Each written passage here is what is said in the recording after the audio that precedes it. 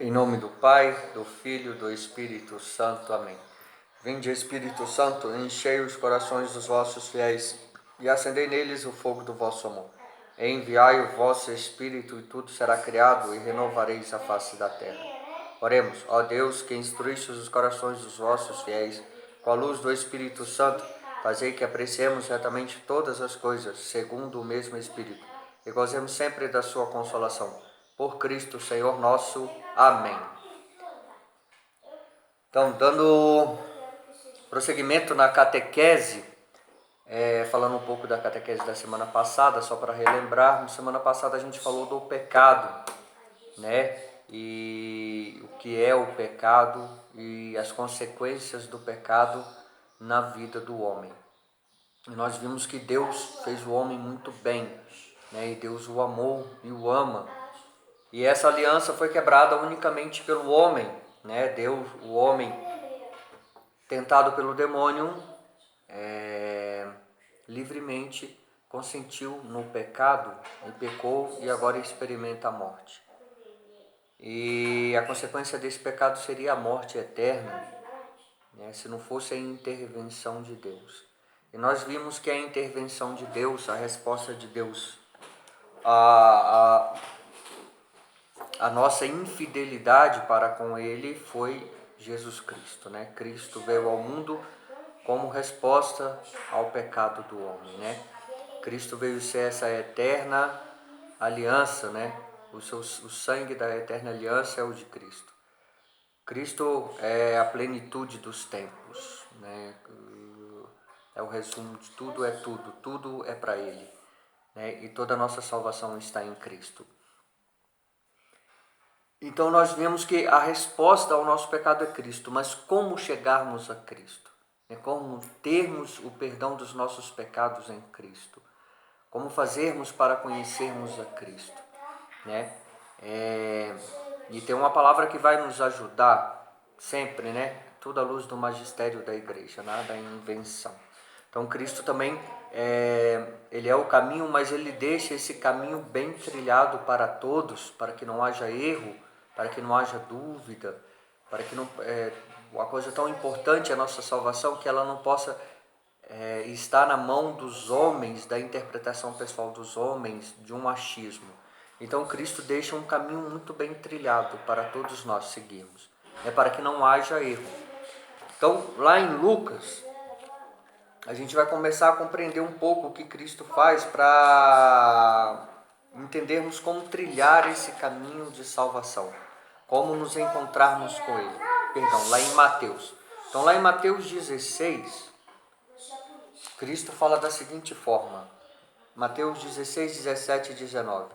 Jesus respondeu-lhe: Bem-aventurado és tu, Simão, filho de Jonas, porque não foi carne ou sangue que te revelaram isso, e sim meu Pai que está nos céus. Também eu te digo que tu és Pedro, e sob essa pedra edificarei minha igreja, e as portas do Hades nunca prevalecerão contra ela. Eu te darei as chaves do reino dos céus, e o que ligares na terra será ligado nos céus, e o que desligares na terra será desligado nos céus. Palavra do Senhor. Aí vemos Cristo instituindo um sinal da sua presença, né? Que é a igreja. A igreja é fundada por Cristo, ela é edificada por Cristo, né? Não é ninguém mais que cria a igreja ou que faz a igreja, né? Cristo a edificou, a constituiu aqui na cruz, do seu lado transpassado que jorra sangue e água, nasce a sua igreja, a nova Eva, né? E Cristo faz com ela uma só carne. Então a igreja é esse sacramento vivo de Jesus Cristo no mundo. A igreja é o corpo místico de Cristo. Então, conhecer a Cristo é estar na igreja, é estar enxertado nessa videira, como Cristo fala, eu sou a videira, vós sois os ramos, né? Se estamos enxertados, se fazemos um só corpo com Cristo, nós passamos a conhecê-lo, passamos a ter essa comunhão com Ele. Então a igreja é o sinal sacramental de Cristo. E a igreja é a dispensadora da economia da salvação que opera, primeiro pela palavra. A palavra é as Sagradas Escrituras, a doutrina apostólica ou a tradição apostólica. E a interpretação desses dois é o magistério da igreja. O magistério da igreja que nos dá a interpretação das Sagradas Escrituras e da tradição apostólica. E nos dá essa interpretação sem erro. Por quê? Porque é inspirada, é assistida pelo Espírito Santo. E a salvação também vem pelos sacramentos, né? E o que vem a ser um sacramento, né? Sacramentos também são sinais sensíveis e eficazes, né? Que são o próprio Cristo presente neles. São a ação de Cristo na igreja, são a expressão e continuação do seu mundo sacerdotal, realizado na igreja e pela igreja. Então, para entendermos um pouco o sacramento, temos que entender o que é esse mundo sacerdotal de Cristo. E para entendermos isso, temos que saber o que é um sacrifício, né? Então, o sacrifício ele tem 4 elementos essenciais, sem os quais não existe. O primeiro elemento do sacrifício é o sacerdote, ou seja, é alguém escolhido do povo para oferecer algo, para expiar ou pagar o pecado desse povo, e se oferece essa vítima a Deus. Então, primeiro, tem o sacerdote. Segundo, tem que ter a vítima, ou seja, a vítima é algo que vai ser destruído, vai ser morto, né? E a antiga aliança era feita com o sangue de bois, de cordeiros, né? O cordeiro imolado. Tudo isso é um sinal, é uma prefiguração de Jesus Cristo. E depois ao povo pelo qual se oferece o sacrifício. E segundo, e por último, não menos importante, ao Deus que recebe esse sacrifício e perdoa o povo através desse sacrifício. Então o mundo sacerdotal de Cristo consiste nisso. Dele ser o sacerdote que oferece a vítima. E essa vítima é ele mesmo que foi oferecido na cruz, que se oferece por nós para a remissão dos nossos pecados, e essa vítima é oferecida a Deus, que ao mesmo tempo é Cristo que recebe esse sacrifício. Então esse mundo sacerdotal, todos os sacramentos giram em torno desse sacrifício de Cristo na cruz. Então, quantos são os sacramentos que Cristo instituiu na sua igreja, né? Nós temos que começar pelo primeiro, né? Que nós chamamos de sacramento de iniciação cristã. Então, o primeiro sacramento da iniciação cristã é o batismo. É exatamente isso. No batismo morremos com Cristo. Assim como Cristo morreu e ressuscitou, também ressuscitamos com Ele para uma vida nova. É o nosso nascimento, o nascimento espiritual do cristão é o batismo. Depois recebemos os dons do Espírito Santo na confirmação. E depois recebemos o corpo e o sangue de Cristo na Eucaristia, no partir do pão. Ou seja, Cristo sempre deu esse mandamento: tomai todos e comei, isto é o meu corpo. Tomai todos e bebei, esse é o cálice do meu sangue, o sangue da nova e eterna aliança. Tudo foi instituído por Jesus Cristo, né? A Eucaristia é o alimento espiritual.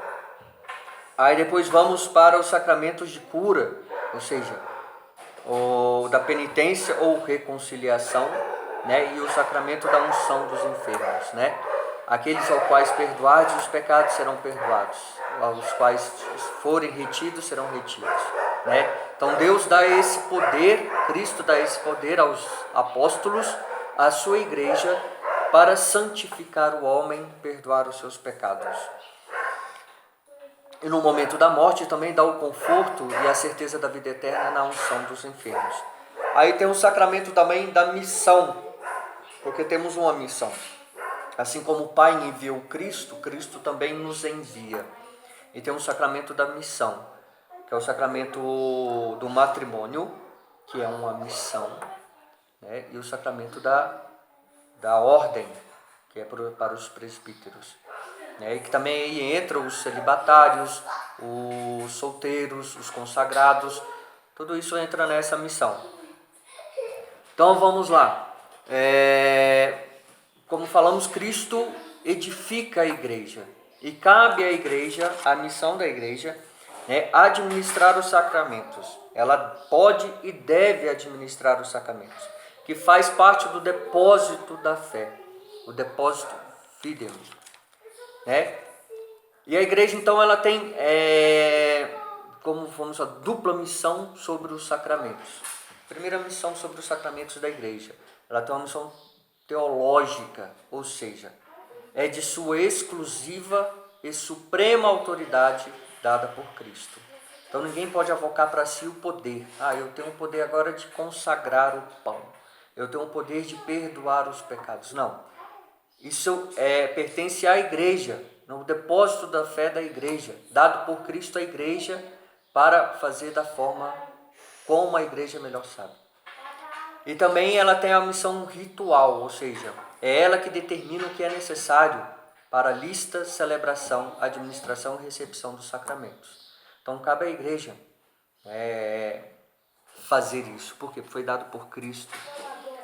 A igreja não pertence a nenhum homem, ela não é edificada por nenhum homem, ela é edificada por Cristo, ela é o corpo místico de Cristo. Né? Então Cristo deu esse mandamento à igreja, né? Pelo mandamento de distribuir a seus filhos os meios para a salvação, através da palavra e dos sacramentos, como a gente falou. Então como você vai se encontrar com Cristo? Através da palavra, do magistério da igreja e através dos sacramentos, né? E os sacramentos acompanham toda a vida do cristão, desde o seu nascimento até a sua partida desse mundo para o Pai, assim esperamos. Então vamos lá. O sacramento destina-se a duas coisas. Primeiro, a santificação do homem, dos homens. Por isso que Cristo veio ao mundo, não para fazer milagres, não para ser adorado, mas para santificar o homem, lhe devolver a santidade que havia perdido com o pecado, né?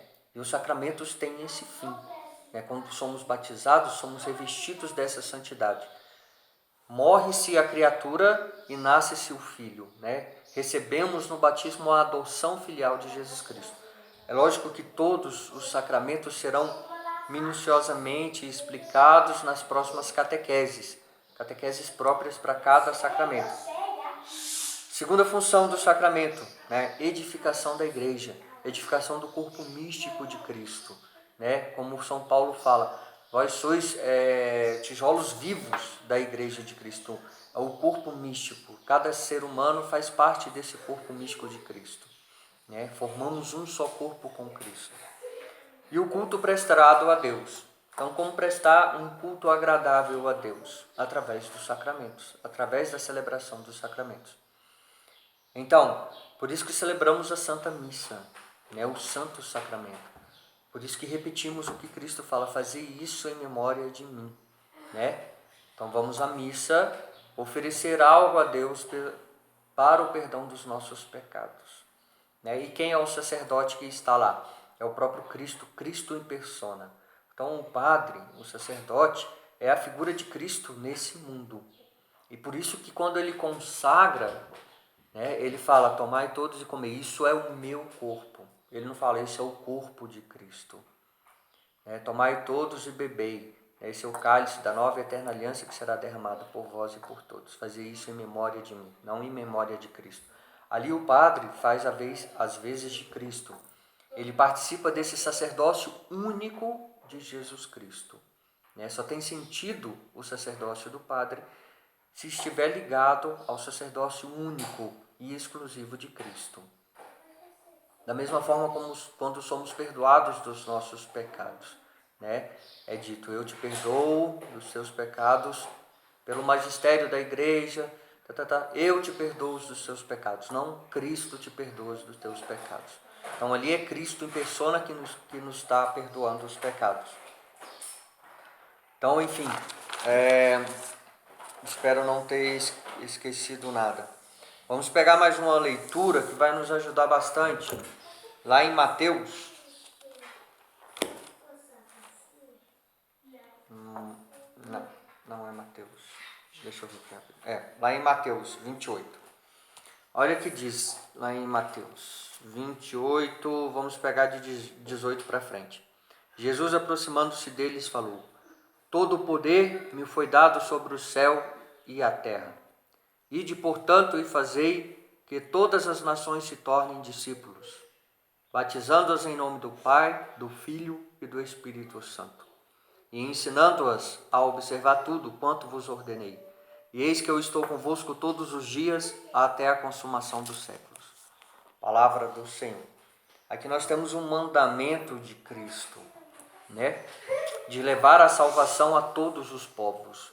Fazei que todas as nações se tornem discípulas, batizando-as em nome do Pai, do Filho e do Espírito Santo, ou seja, recebendo essa filiação adotiva em Jesus Cristo. Em Jesus Cristo somos filhos de Deus. Recebemos essa adoção, né, pelos méritos de Cristo na cruz. O batizado não é mais uma criatura de Deus, ele é um filho. Ele recebe essa adoção, né, essa honra de ser filho de Deus em Jesus Cristo, ensinando-as a observar. Então a igreja tem esse poder e esse mandamento de ensinar, que é um magistério, né? Cabe à igreja nos ensinar o que era a verdade e nos dar a salvação através da palavra e dos sacramentos. Espero que vos ajudem bastante essa catequese a procurarmos sempre o sacramento.